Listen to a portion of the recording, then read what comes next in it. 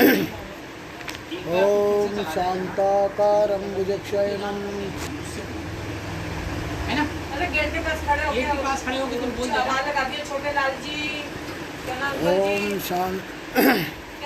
ओम शांताकारं भुजगशयनं पद्मनाभं सुरेशं विश्वाधारं गगनसदृशं मेघवर्णं शुभांगं लक्ष्मीकान्तं कमलनयनं योगविद्यारगम्यं वन्दे विष्णु भव्यहरं सर्वलोकैकनाथं। मंगलम भगवान विष्णु मंगलम गरुड़ध्वजा मंगलम पुंडरीकाक्ष मंगलायतनो हरि अखंडलं मंडलाकारं व्याप्तं येन चराचरं तत्पदं तव दर्शेन तस्मै श्रीगुरुवे नमः। वंशी विभूषितकरान् नवनीतदावात् पीतम्बरादरुणबिम्बफलादरुष्टात् पूर्णेन्दुसुन्दरमुखादरविन्दनेत्रात् कृष्णात् परं किमपि तत्त्वमहं न जाने। सरस्वती परा देवी वीणा पुस्तकधारिणी श्वेतहन्ते समासेनां विद्यां बुद्धिं च यच्छतु। श्री पुरुषोत्तम मास का पंचम और षष्ठम अध्याय मैं आपको स्मरण करा रहा हूँ। नारदो वाच किं वाच महाभागा श्रुत्वा त्वचनं हरि चरणों अग्रे निपति निपततिम् अभिमात्सकं तपोनिधे। श्रीनारायण वाच वाच शृणु नारदं वक्ष्यामि युद्वक्तं हरिणनग धन्योऽसि त्वं मुनिश्रेष्ठ यन्मा पृच्छते सत्कथां। श्रीकृष्णोवाच शृणु तत्वृत्तान्तं प्रक्ष्यामि तवाग्रत नेत्रकोणसमादिष्ट स्तदानि हरिणार्जुन। नारद जी ने कहा कि हे महाभाग, ये तपस्वी के शिरोमणि, इस प्रकार अधिक मास की बात को सुनकर के भगवान हरि अपने चरणों के आगे पड़े हुए उससे क्या बोले। श्री नारायण ने उत्तर दिया, हे निष्पाप, हे नारद, भगवान हरि ने जो अधिमास से कहा है उसे मैं बतलाता हूँ,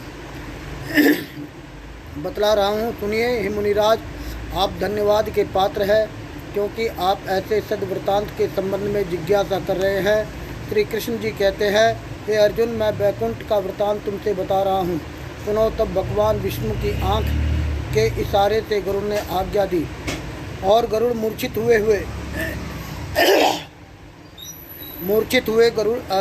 हुए मलमास को अपने पंख से हवा करने लगे।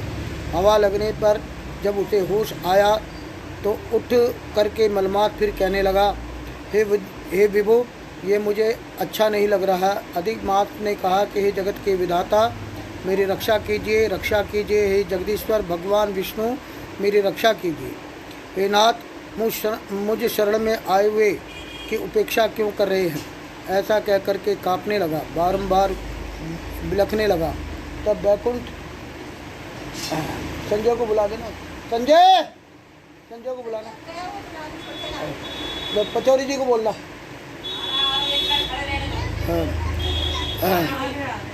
बार बार बिलखने लगा। तब वैकुंठ धाम में अधिपति भगवान ऋषिकेश विष्णु ने उनसे कहा।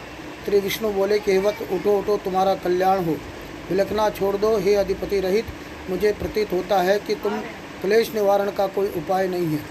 यह कहकर के मन में विचार कर क्षण भर में कोई उपाय निकाल करके प्रभु मधुसूदन फिर उससे बोले कि हे श्री विष्णु ने कहा कि वत्स, जाओ मेरे साथ गोलोक में चलो। ये योगियों को भी दुर्लभ है और जहाँ जगदीश्वर भगवान कृष्ण पुरुषोत्तम रहते हैं वहाँ वे गोपियों के यूथ में रहते हैं। उन्हें दो भुजाएं, वे हाथ में मुरली लिए हुए रहते हैं। नवीन बादल के समान उनका सांवला शरीर है, लाल कमल के समान उनके विशाल नयन है, शरद ऋतु की पूर्णिमा के समान अत्यंत सुंदर उनके मुखमंडल की शोभा है। करोड़ों कामदेव की भांति सलोने और चित्त को चुराने वाले लीला के धाम हैं। वे पीताम्बर धारी हे गिरजा गजरा पहने रहते हैं। अजानु, लंबनी, तुलसी, कुंद, मंदार परिजात के फूलों से माला धारण किए रहते हैं। उत्कृष्ट रत्नों से बने हुए आभूषणों से अलंकृत है। प्रेम के अलंकार स्वरूप भक्तों के ऊपर बड़ी दया दृष्टि रहती है। उनके सर्वांग में कस्तूरी केसर मिश्रित चंदन लगा हुआ है। उनके वक्षस्थल पर त्रिवत्स का चिन्ह शोभा पा रहा है। कौस्तुभमणि धारण किए रहते हैं। श्रेष्ठ रत्नों के सार भाग में निर्मित किरीट को धारण करते हैं। कानों के कुंडल धारण किए रहते हैं, जिसमें से वे उज्ज्वल प्रकाश निकलता रहता है। रत्न निर्मित सिंहासन पर विराजमान रहते हैं। उनके चारों ओर से पार्षद लोग घेरे रहते हैं। वे ही एकमात्र पुराण पुरुषोत्तम परम ब्रह्म है। स्वेच्छा में समस्त ब्रह्मांडों के बीच सबके आधार स्वरूप पर से भी पर वे हैं। निष्काम निर्विकार परिपूर्णतम प्रभु, प्रकृति से परे, ईशान, निर्गुण और नित्य शरीर वाले वे ही हैं। ऐसे अखिल ब्रह्मांड नायक जिस गोलोक में रहते हैं, वही हम दोनों चलें। तुम्हारे कलेश को वही श्री कृष्ण जी दूर करेंगे। श्री नारायण बोले कि यह कहकर के अधिमात हाथ पकड़ करके भगवान विष्णु गोलोक को गए। हे मुने, वे अज्ञान रूप निवडंधकार को दूर करने वाले ज्ञान रूप पथ के दीपक पहले प्रलय के समय केवल ज्योति स्वरूप थे। करोड़ों सूर्य के समान प्रभाव वाले नित्य असंख्य विश्व के कारण स्वेच्छा में विभु की ही वह बड़ी भारी स्पष्ट लाल रंग की ज्योति थी। उस ज्योति के भीतर ही मनोरथ तीनों लोकों को विराजमान थे। हे मुनीश्वर, उसके ऊपर सनातन ब्रह्म की तरह गोलोक की स्थिति है। गोलोक का विस्तार 3 करोड़ योजन का है और उसका आकार मंडला गोलाकार है। महान तेज पुंज के समान उसका स्वरूप है। उसकी भूमि उत्कृष्ट रत्नमय है। वह गोलोक बड़े बड़े योगियों द्वारा स्वप्न में भी आदर्श है, किंतु वैष्णव भक्तों द्वारा गम्य और दृश्य योगेश्वर श्री कृष्ण ने योग के द्वारा उसे धारण कर रखा है और वह सर्वश्रेष्ठ लोक अंतरिक्ष में स्थित है। वह गोलोक अधिक आदि मानसिक आदि चिंता, व्याधि, शारीरिक रोग, बुढ़ापा, मृत्यु, शोक, भय आदि से रहित है। वह बहुमूल्य रत्नों से अलंकृत अगणित भवनों से सुशोभित है। उस गोलोक के नीचे 50 करोड़ योजन के विस्तार में फैला हुआ है। दाहिनी ओर बैकुंठ लोक है। बाईं ओर उस बैकुंठ में आकार प्रकार के समान रमणीक शिवलोक स्थित है। बैकुंठ लोक का फैलाव 1 करोड़ योजन में है और उसका आकार मंडलाकार है। वहाँ सुंदर पीतंबरधारी वैष्णव गण रहते हैं। बैकुंठ निवासी शंख, चक्र, गदा और पद्म धारण किए हुए हैं। लक्ष्मी जी के सहित चतुर्भुज रूप में रहते हैं। बैकुंठ के वैष्णव नारियां लक्ष्मी जी के समान रूपवती है और जिस समय चलती है वह उनके पाजेब और करधनी में भी सुंदर ध्वनि निकलती है। गोलोक के बाईं ओर जो शिवलोक है वह 1 करोड़ योजन में फैला हुआ है। वहाँ प्रलय नहीं होता। सृष्टि काल में पार्षद लोग रहते हैं। वह भगवान शिव जी के भाग्यशाली गण लोग रहते हैं। वह सर्वांग भस्म रमाए और नागों को यज्ञोपवीत धारण किए हुए हैं। उनके मस्तकों पर अर्ध चंद्रमा शोभा होती रहती है। वे हाथ में शूल और पट्टिश लिए हुए रहते हैं। जटाजूट वे गंगा जी को धारण किए रहते हैं। त्रिनेत्रधारी और विजयशील पराक्रमी शूरवीर गोलोक के अंदर अत्यंत सुंदर एक महान ज्योति जो परम आह्लाद को देने वाली है और परम आनंद सनातन का कारण है। जिस ज्योति का योगी लोग निरंतर योग द्वारा अपने ज्ञान रूपी चक्षु से ध्यान करते रहते हैं, वही ज्योति आनंद को देने वाली है, आकार रहित और पर से परे है। उस ज्योति के अंदर एक अत्यंत सुंदर रूप है जो नील कमल के समान सांवले वर्ण और गाल लाल कमल के समान विशाल नयन वाले हैं।